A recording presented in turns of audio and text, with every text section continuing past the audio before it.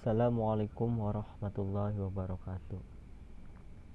Di sini saya akan menjelaskan sedikit tentang akuntansi keuangan sektor publik. Perkenalan dulu. Perkenalkan, nama saya Muhammad Akil Syirozudin dengan NIM 19082050021 dari kelas akuntansi syariah 5C Fakultas Syariah dan Ekonomi Islam dari Universitas IAIN Syekh Nurjati Cirebon. Yang pertama itu ada akuntansi sektor publik. Akuntansi sektor publik adalah suatu proses pengumpulan, pencatatan, pengklasifikasian, analisis, dan pembuatan laporan keuangan untuk suatu organisasi publik yang menyajikan informasi keuangan kepada pihak yang memerlukan. International Public Sector Accounting, atau bisa disebut juga akuntansi sektor publik internasional. International Public Sector Accounting sebagai standar internasional akuntansi sektor publik diharapkan memainkan peran untuk merealisasikan manfaat tersebut. Dengan tujuannya yaitu untuk improvisasi kualitas pelaporan keuangan untuk tujuan umum oleh entitas sektor publik yang mengarah ke penilaian informasi yang lebih baik dari alokasi sumber daya keputusan yang dibuat pemerintah, sehingga meningkatnya akuntabilitas dan transparansi. Pengembangan akuntansi sektor publik dilakukan untuk memperbaiki praktek yang saat ini dilakukan. Hal ini dilakukan dengan upaya untuk meningkatkan kualitas laporan keuangan sektor publik, yaitu laporan keuangan yang mampu menyajikan informasi keuangan yang relevan dan dapat diandalkan. Untuk menghasilkan laporan keuangan yang relevan dan dapat diandalkan, terdapat beberapa kendala yang dihadapi akuntansi sektor publik. Nah, hambatan tersebut yang pertama itu ada objektivitas, konsistensi, yang ketiga daya banding, yang keempat tepat waktu, yang kelima ekonomis dalam penyajian laporan, yang keenam materialitas. Saya akan menjelaskan dengan per poinnya. Yang pertama itu ada objektivitas. Objektivitas adalah kendala utama dalam menghasilkan laporan keuangan yang relevan. Laporan keuangan disajikan oleh manajemen untuk laporan kinerja yang telah dicapai oleh manajemen selama periode waktu tertentu kepada pihak eksternal yang menjadi stakeholder organisasi. Seringkali terdapat masalah objektivitas laporan kinerja disebabkan oleh adanya benturan kepentingan antara kepentingan manajemen dengan kepentingan stakeholder. Manajemen tidak selalu bertindak untuk kepentingan stakeholder, namun seringkali ia bertindak untuk memaksimumkan kesejahteraan mereka dan mengamankan posisi mereka tanpa memandang bahaya yang ditimbulkan terhadap stakeholder yang lain. Manajemen memiliki dorongan untuk memilih dan menerapkan teknik akuntansi yang bisa menginformasikan laporan keuangan secara lebih baik sebagai ukuran kinerja organisasi. Manajemen menggunakan variabel artifisial, misalkan dengan pemilihan teknik akuntansi yang bisa menunjukkan kinerja yang lebih baik, dan menggunakan variabel real yang dilakukan dengan cara melakukan manipulasi transaksi. Oleh karena itu, teknik akuntansi yang digunakan manajemen harus memiliki derajat objektivitas yang dapat diterima semua pihak yang menjadi stakeholder. Yang kedua, ada konsistensi. Konsistensi mengacu pada penggunaan metode atau teknik akuntansi yang sama untuk menghasilkan laporan keuangan organisasi selama beberapa periode waktu secara berturut.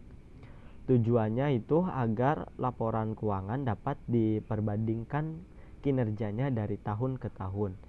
Konsistensi penerapan akuntansi adalah hal yang sangat penting karena organisasi memiliki orientasi jangka panjang, sedangkan laporan keuangan hanya melaporkan kinerja selama satu periode. Nah, oleh karena itu, agar tidak terjadi keterputusan proses evaluasi kinerja organisasi oleh pihak eksternal, maka organisasi perlu konsistensi dalam menerapkan metode akuntansinya. Yang ketiga ada daya banding. Laporan keuangan sektor publik hendaknya dapat diperbandingkan antara periode waktu dan dengan instansi lain yang sejenis. Dengan demikian, daya banding berarti bahwa laporan keuangan dapat digunakan untuk membandingkan kinerja organisasi dengan organisasi lain yang sejenis. Kendala daya banding terkait dengan objektivitas, karena semakin objektif suatu laporan keuangan, maka akan semakin tinggi juga daya banding, karena dengan dasar yang sama akan dapat dihasilkan laporan yang berbeda. Selain itu, daya banding juga terkait dengan konsistensi. Adanya beberapa alternatif penggunaan metode akuntansi juga dapat menyulitkan tercapainya daya banding.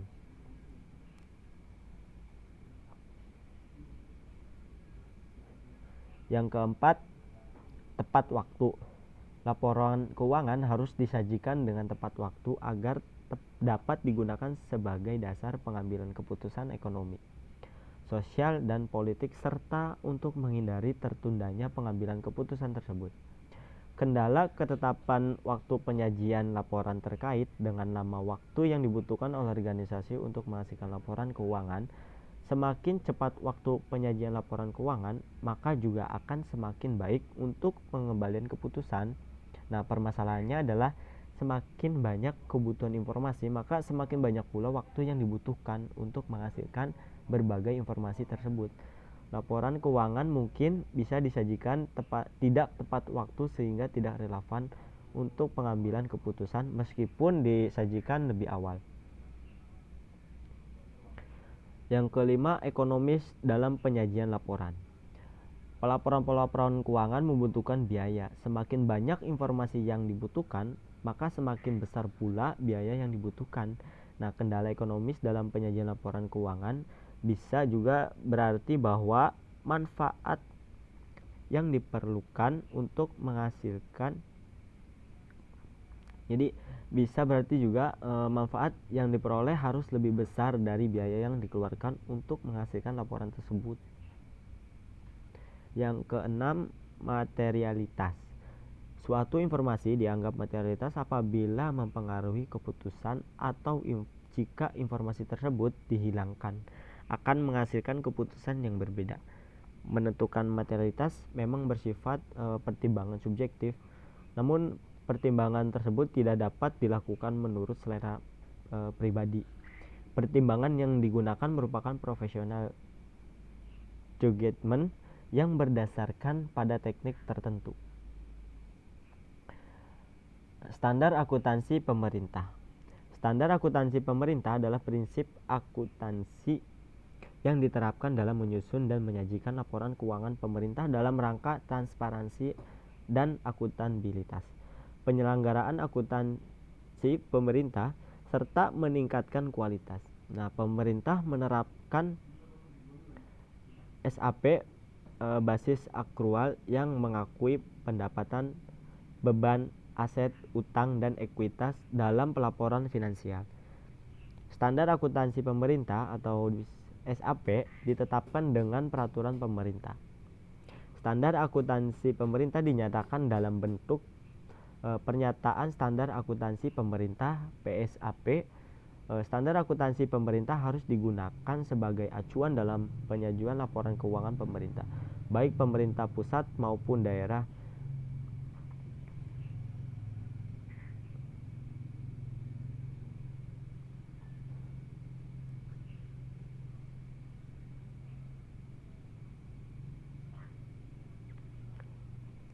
Nah, adapun basis penerapan akuntansi pemerintah.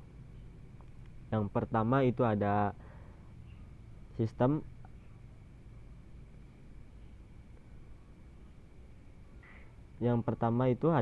standar akuntansi pemerintah berbasis kas. Yang kedua ada sistem akuntansi pemerintah berbasis akrual. Nah, untuk yang berbasis kas ini Basis akuntansi ini yang digunakan dengan laporan keuangan pemerintah adalah basis kas untuk pengakuan pendapatan belanja dan pembiayaan dalam laporan realisasi anggaran dan basis akrual untuk pengakuan aset, kewajiban, dan ekuitas dalam neraca. Basis kas untuk laporan realisasi anggaran berarti pendapatan diakui pada saat kas diterima di rekening kas umum negara atau daerah atau oleh entitas pelaporan dan belanja diakui pada saat kas dikeluarkan dari rekening kas umum negara atau daerah. Terus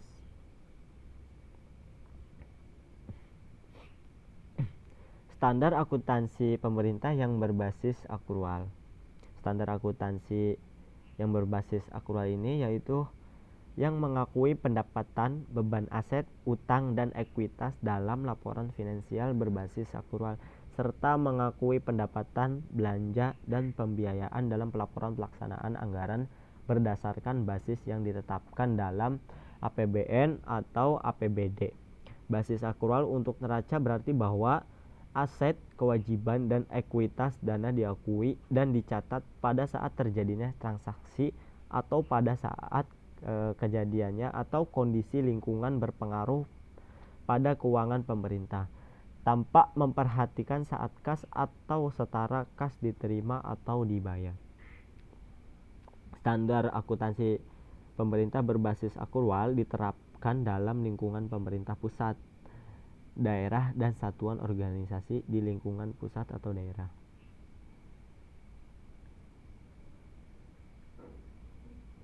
Aplikasi akuntansi keuangan pada sektor publik. Nah, di Indonesia telah mempraktekkan akuntansi keuangan pada sektor publik itu, contohnya pada organisasi BUMN, tepatnya perusahaan umum telekomunikasi.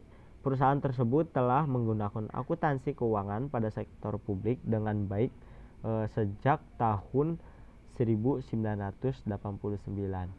Meski sempat dijajah oleh para birokrat karena dianggap terlalu mudah dijadikan tambang politik, namun perusahaan umum telekomunikasi telah membuktikan kesuksesan administrasi.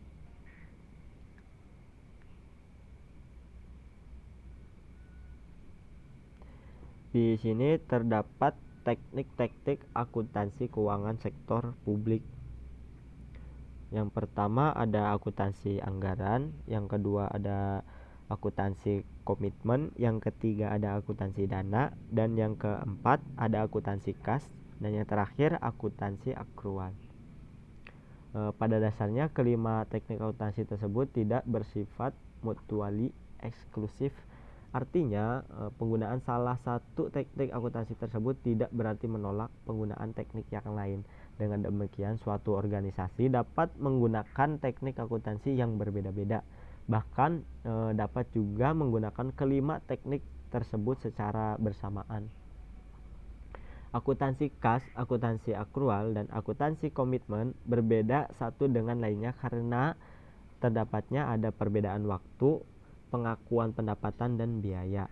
Dalam hal pengakuan pendapatan, pada dasarnya itu terdapat dua langkah yang mempengaruhi pencatatan, yaitu pada saat barang dikirim dan faktur dikeluarkan, dan pada saat barang dikirim dan faktur yang dibayar. Nah, untuk akuntansi anggaran, itu teknik akuntansi anggaran, sebuah teknik akuntansi yang menyajikan jumlah yang dianggarkan dengan jumlah aktual dan dicatat secara berpasangan, double entry.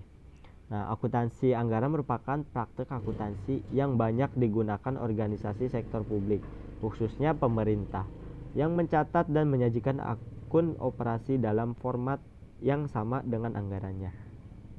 Jumlah belanja yang dianggarkan dikreditkan terhadap akun yang sesuai. Kemudian apabila akun tersebut direalisasikan, maka akun tersebut didebit kembali.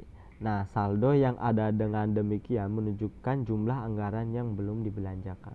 Teknik akuntansi anggaran dapat membandingkan secara sistematik dan kontinu jumlah anggaran dengan realisasi anggaran. Tujuan utamanya itu untuk menekankan peran anggaran dalam siklus perencanaan apabila dan dalam siklus perencanaan, pengendalian dan akuntabilitas. Nah, alasannya itu teknik akuntansi anggaran adalah bahwa anggaran dan realisasi harus selalu dibandingkan sehingga dapat dilakukan tindakan koreksi apabila terdapat varians atau selisih. Namun akuntansi anggaran lebih menekankan pada bentuk akun-akun keuangan, bukan isi dari akun itu sendiri. Salah satu kelemahan teknik akuntansi anggaran ini bahwa teknik ini sangat kompleks, akan lebih mudah dan lebih komprehensif apabila akun-akun yang ada menunjukkan pendapatan dan biaya aktual dan anggaran menunjukkan pendapatan dan biaya yang dianggarkan. Yang kedua itu akuntansi komitmen. Akuntansi komitmen adalah sistem akuntansi yang mengakui transaksi dan pencatatan pada saat order dikeluarkan. Sistem akuntansi aktual mengakui biaya pada saat faktur diterima dan mengakui pendapatan ketika faktur dikeluarkan. Akuntansi komitmen dapat digunakan bersama dengan akuntansi kas atau akuntansi aktual. Nah, akuntansi komitmen terkadang hanya menjadi subsistem dari sistem akuntansi utama yang dipakai organisasi. Akuntansi komitmen juga mengakui transaksi ketika organisasi melakukan transaksi tersebut. Hal ini berarti bahwa transaksi tidak diakui ketika kas telah dibayarkan atau diterima, tidak juga ketika faktur diterima atau dikeluarkan. Akan tetapi pada waktu yang lebih awal, yaitu ketika order dikeluarkan atau diterima. Tujuan utama dari akuntansi komitmen itu untuk pengendalian anggaran, agar si manajer dapat mengendalikan anggaran. Dia juga perlu mengetahui berapa besarnya anggaran yang telah dilaksanakan atau digunakan jika dihitung berdasarkan order yang telah dikeluarkan, dengan menerima akun atas faktur yang diterima atau dibayarkan. Terus yang ketiga ada akuntansi dana. Pada organisasi sektor publik, masalah utama yang dihadapi yaitu pencarian sumber dana dan alokasi dana. Penggunaan dana dan peran anggaran sangat penting dalam organisasi sektor publik. Dalam tahapan awal perkembangan akuntansi dana dimaknai sebagai dana cash. Tiap dana tersebut harus ditempatkan pada laci lain dan terpisah. Beberapa tagihan harus diambil dari satu laci dan tagihan lain di laci yang lainnya. Namun saat ini dana dimaknai sebagai entitas anggaran dan entitas akuntansi yang terpisah, termasuk sumber daya non cash dan utang diperhitungkan di dalamnya.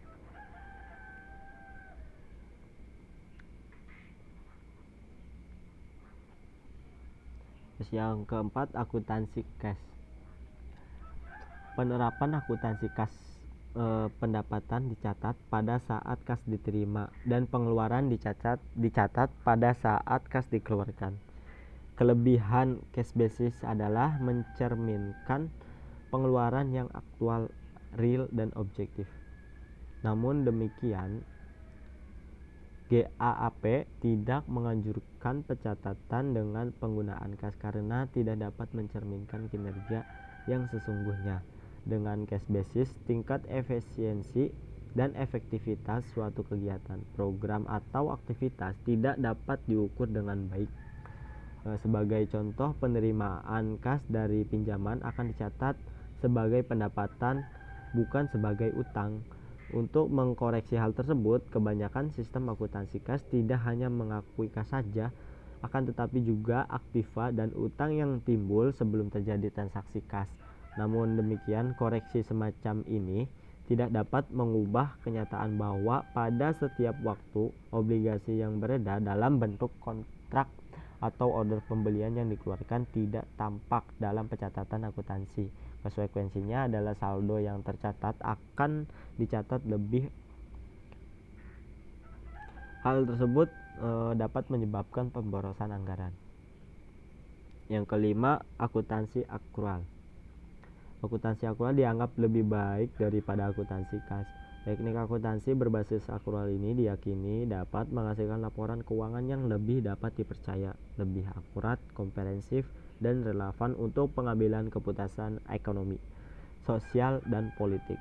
Basis akrual ditetapkan agak berbeda antara proprietary fund dengan governmental fund karena biaya diukur dalam proprietary fund sedangkan expenditure difokuskan pada general fund. Kesimpulannya, fokus akuntansi sektor publik adalah pemberian laporan keuangan kepada pihak eksternal organisasi. Dimensi kualitas laporan keuangan sektor publik menjadi sangat penting bagi pihak-pihak yang menjadikan laporan keuangan sebagai dasar untuk pembuatan keputusan ekonomi, sosial, dan politik. Namun demikian, untuk menghasilkan laporan keuangan sektor publik yang relevan dan handal terdapat beberapa kendala constraint, yaitu yang pertama objektivitas, yang kedua konsistensi, yang ketiga daya banding, dan yang keempat tepat waktu, yang kelima ekonomis dalam penyajian laporan, yang terakhir materialitas. Pada dasarnya terdapat beberapa teknik akuntansi keuangan yang dapat diadopsi oleh organisasi sektor publik untuk memfasilitasi dihasilkan laporan keuangan. Teknik akuntansi keuangan itu adalah yang pertama akuntansi anggaran, yang kedua akuntansi komitmen, yang ketiga akuntansi kas, yang keempat akuntansi akrual, dan yang terakhir akuntansi dana. Masing-masing teknik akuntansi tersebut memiliki kelebihan dan kekurangannya, dan sebenarnya antara kelima teknik tersebut tidak bersifat mutually eksklusif. Teknik akuntansi keuangan yang cukup mudah dan sederhana serta banyak digunakan adalah akuntansi kas. Akan tetapi sering adanya reformasi sektor publik, terjadi pula pergeseran dari sistem akuntansi kas menjadi sistem akuntansi akrual atau akrual modifikasi. Mungkin itu saja penjelasan dari saya. Jika banyak kesalahan atau kurang jelas, mohon maaf. Wabillahi taufiq wal hidayah. Wassalamualaikum warahmatullahi wabarakatuh. Terima kasih banyak.